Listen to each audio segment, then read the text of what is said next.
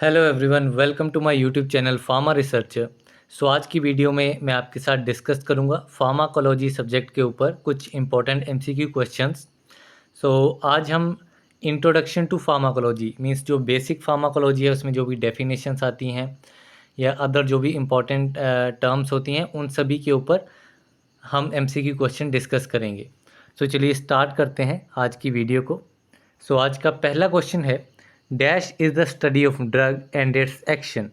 Means drug and उसके action की स्टडी को क्या कहा जाता है? इसे कहा जाता है फार्माकोलॉजी। फार्माकोलॉजी की बेसिक डेफिनेशन जो है वो होती है, pharmacology is the study of drug and its action. The next question है, a drug is said to be an dash if it does not produce any biological response even on binding with the receptor, what in its place it either blocks or decreases the effect of an agonist। ठीक है, means ऐसे drug को हम क्या कहेंगे जब वो drug किसी एक रिसेप्टर पे बाइंड तो करेगा लेकिन बाइंड करने के बाद कोई भी बायोलॉजिकल रिस्पॉन्स प्रोड्यूस नहीं करेगा, रेदर वो उस बायोलॉजिकल रिस्पॉन्स को प्रोड्यूस करने के बजाय ड्रग के इफ़ेक्ट को ब्लॉक कर देगा या फिर उल्टा कर देगा। इसे कहा जाता है एंटागोनिस्ट। ठीक है, जब भी हमारा ड्रग जो है वो रिसेप्टर के साथ बाइंड करके जो है वो बायोलॉजिकल रिस्पॉन्स प्रोड्यूस ना करता है और उसकी जगह पे एक ऑपोजिट एक्शन प्रोड्यूस करता है तो उसे कहा जाता है antagonist. Option B is the correct answer. The next question है, dash involves the study of utilization of drugs and its effects on a large population. Means drugs की यूटिलाइजेशन एंड उसके इफ़ेक्ट को अगर हम लार्ज पॉपुलेशन पे study करते हैं तो उसे क्या कहा जाता है? उसे कहा जाता है फार्माको एपिडेमियोलॉजी। ठीक है, ऑप्शन बी इस क्वेश्चन का राइट आंसर है। द नेक्स्ट क्वेश्चन है, dash is the ratio between the dose that can produce useful and the dose responsible for side और टॉक्सिक इफेक्ट्स।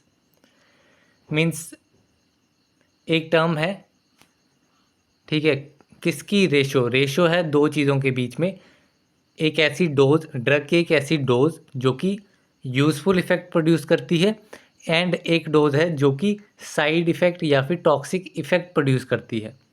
ठीक है, तो हम बोल सकते हैं कि useful dose is to toxic dose.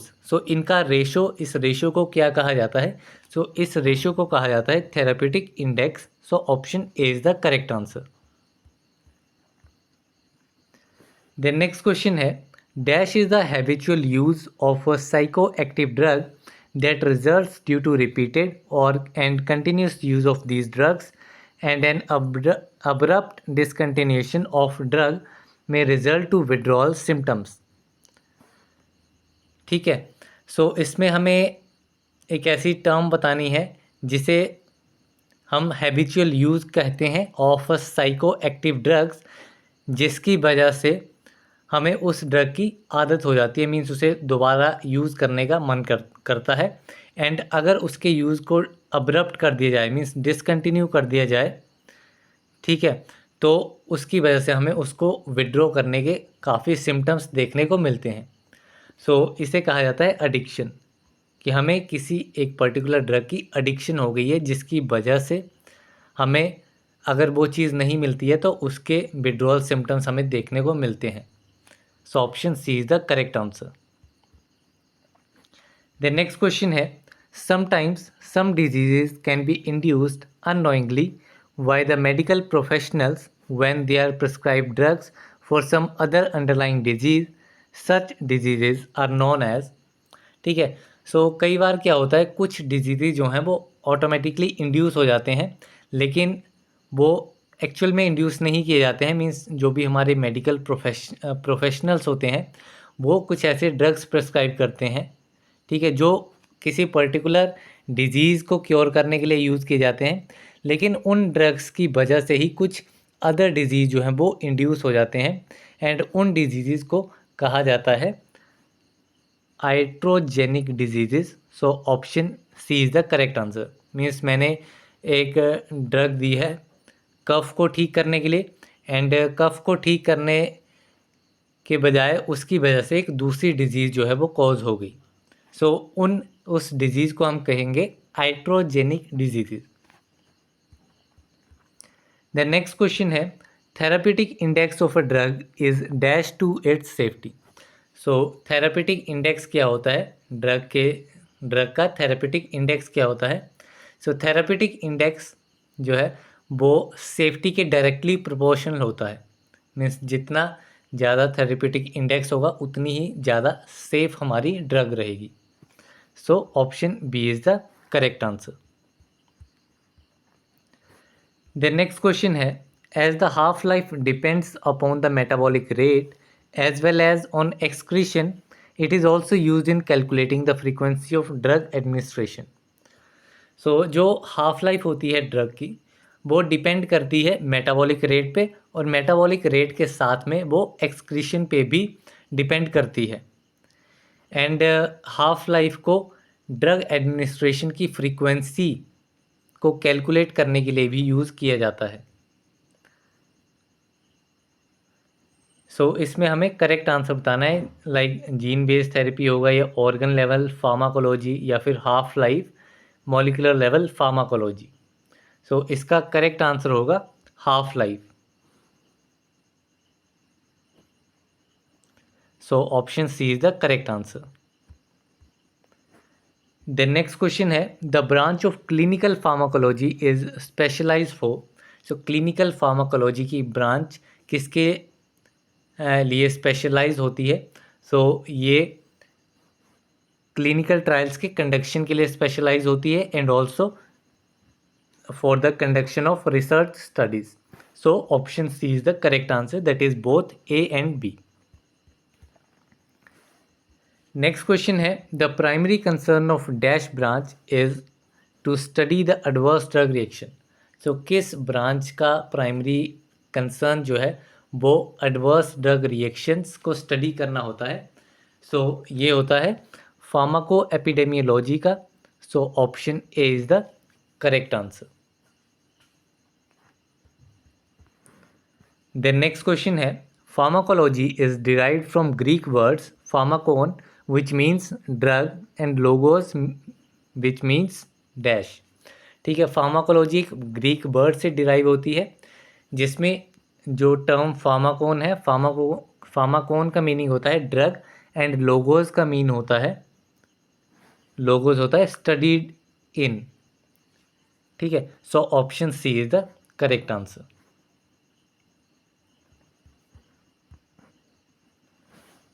Next question है dash is the part of pharmaco epidemiology that involves the study of pharmacokinetic and pharmacodynamic features of a drug which is already present in the market. ठीक है, सो pharmaco epidemiology का ही एक part है जिसमें drug की pharmacokinetic and pharmacodynamic study की जाती है।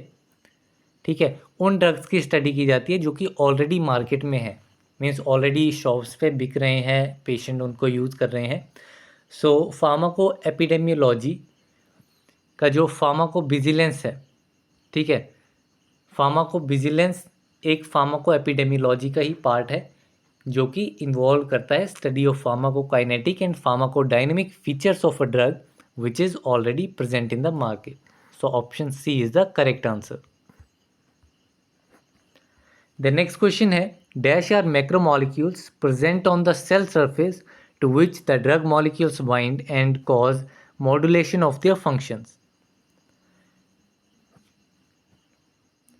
सो जो हमारे रिसेप्टर्स होते हैं, रिसेप्टर्स बेसिकली मैक्रोमॉलिक्यूल्स होते हैं जो कि सेल के सरफेस पे पाए जाते हैं एंड उन रिसेप्टर्स पे हमारा जो ड्रग मॉलिक्यूल है वो बाइंड करता है एंड बाइंड करने के बाद वो कुछ स्पेसिफिक एक्शन जो है वो प्रोड्यूस करता है। सो इसमें option A is the right answer. And जो ड्रग हमारा उस रिसेप्टर पे बाइंड करेगा उसे लिगेंड्स कहेंगे एंड अगर वो पॉजिटिव इफेक्ट देगा तो वो एगोनिस्ट होगा एंड वो हमारे इफेक्ट से ऑपोजिट इफेक्ट देगा तो वो एंटागोनिस्ट होगा। द नेक्स्ट क्वेश्चन है dash of a drug is the ability of it to bind to its receptor. ठीक है, मीन्स ड्रग की एबिलिटी रिसेप्टर के साथ बाइंड करने की, उसे क्या कहा जाता है? सो ये होता है एफिनिटी। एफिनिटी टर्म जो है वो यूज़ की जाती है किसी भी ड्रग के लिए कि उसकी रिसेप्टर के प्रति कितनी बाइंडिंग एफिनिटी है, मीन्स उसकी क्या एबिलिटी है कि वो रिसेप्टर के साथ बाइंड कर सकता है। सो वो होती है affinity. So option A is the correct answer. The next question है dash is the measurement of the effects generated by therapeutic agents. ठीक है, सो इफेक्टिवनेस जो है, इफेक्टिवनेस होता है measurement of effects generated by therapeutic agents. Means therapeutic agents means जो भी हमारे ड्रग्स हैं, ड्रग्स क्या इफेक्ट प्रोड्यूस कर रहे हैं, कितना इफेक्ट प्रोड्यूस कर रहे हैं, उसकी मेजरमेंट को कहा जाता है इफेक्टिवनेस। द नेक्स्ट क्वेश्चन है dash is the study of drug and its action. So pharmacology is basically the study of drug and its action. Option B is correct. Next question है the term drug is originated from the French word drogue meaning. ठीक है, जो word drug है, term drug है, वो एक French word से originate हुई है एंड वो फ्रेंच वर्ड है ड्रॉग, जिसका मीनिंग होता है a dry herb. So option D is the correct answer.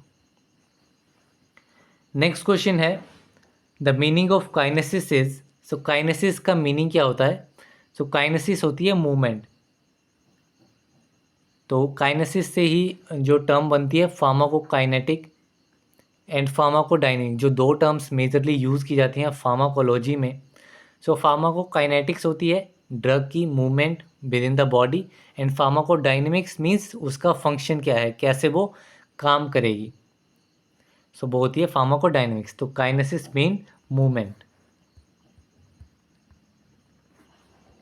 Next question है the study of absorption distribution metabolism and elimination of a drug is called as. तो जो भी हमारा ड्रग है उसकी absorption, distribution, metabolism and elimination, इन चार main factor की स्टडी को कहा जाता है फार्माकोकाइनेटिक्स। ठीक है, फार्माकोकाइनेटिक्स क्या है कि movement of drug in the body.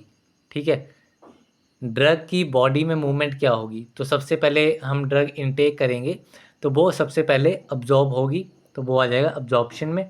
Then वो डिफरेंट बॉडी पार्ट्स में डिस्ट्रीब्यूट होगी, देन मेटाबोलाइज होगी, मींस एक फॉर्म से दूसरी फॉर्म में कन्वर्ट होगी, देन अपना इफ़ेक्ट प्रोड्यूस करने के बाद वो एलिमिनेट हो जाएगी। सो ये चारों चीज़ें मींस ड्रग हमारी बॉडी में कैसे कैसे मूव कर रही है, वो सारी चीज़ें आएंगी फार्माकोकाइनेटिक्स में। द नेक्स्ट क्वेश्चन है the meaning of dynamics is. So dynamics का मीनिंग होता है पावर, पावर या फिर एक्शन किसी भी ड्रग का। लाइक हम टर्म यूज़ करते हैं pharmacodynamics. This is the term pharmacodynamics. Pharmacodynamics means जो भी ड्रग है वो हमारी बॉडी में एंटर करेगा, एंटर करने के बाद क्या इफ़ेक्ट प्रोड्यूस करेगा, ठीक है, वो होगा डायनेमिक्स। नेक्स्ट क्वेश्चन है the study of utilization of drugs and its effects on a large population is called as.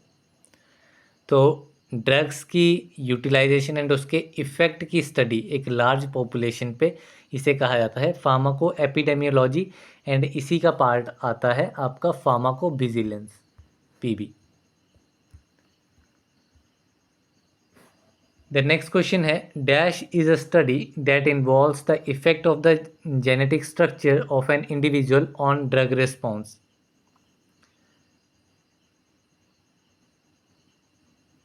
So pharmacogenomics, pharmacogenomics एक स्टडी है जिसमें हम किसी भी ड्रग का ड्रग रिस्पॉन्स हम देखते हैं, ठीक है, इफेक्ट देखते हैं जेनेटिक स्ट्रक्चर का, किसी भी इंडिविजुअल के जेनेटिक स्ट्रक्चर का इफेक्ट देखते हैं ड्रग रिस्पॉन्स पे, तो वो होता है फार्माकोजेनोमिक्स। नेक्स्ट क्वेश्चन है dash is the art and science of healing dealing with the treatment of diseases and infectious conditions. So therapeutics जो है, थेरापेटिक्स एक आर्ट एंड साइंस है जिसमें हम जो कि हीलिंग एंड डीलिंग के साथ रिलेटेड है with the treatment of disease and infectious conditions. So option D is the correct answer. Next question है, the study of adverse effects of chemicals on living organisms is termed as. तो हाँ, adverse effects की study, chemicals के adverse effects की study किसके ऊपर? Living organisms के ऊपर, इसे कहा जाता है toxicology. So option D is the correct answer. यहाँ पे ए बी सी डी होगा, A B C D. So option यहाँ पे H is the correct answer.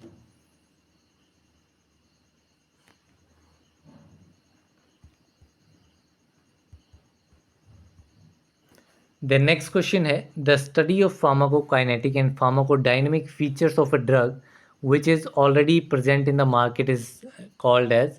सो ये स्टेटमेंट हमने पहले भी देख ली कि फार्माकोकाइनेटिक एंड फार्माकोडायनेमिक स्टडी करते हैं हम उन ड्रग्स के ऊपर जो कि ऑलरेडी मार्केट में प्रेजेंट है, तो उसे फार्माकोविजिलेंस कहा जाता है, पीबी शॉर्ट फॉर्म में फार्माकोविजिलेंस को कहा जाता है। Option B is the correct answer. Next question है, dash induces the scientific study of drugs on clinical resources. तो जो क्लिनिकल फार्मेसी है, क्लिनिकल फार्मेसी में ड्रग्स की साइंटिफिक स्टडी होती है क्लिनिकल रिसोर्सेज के ऊपर।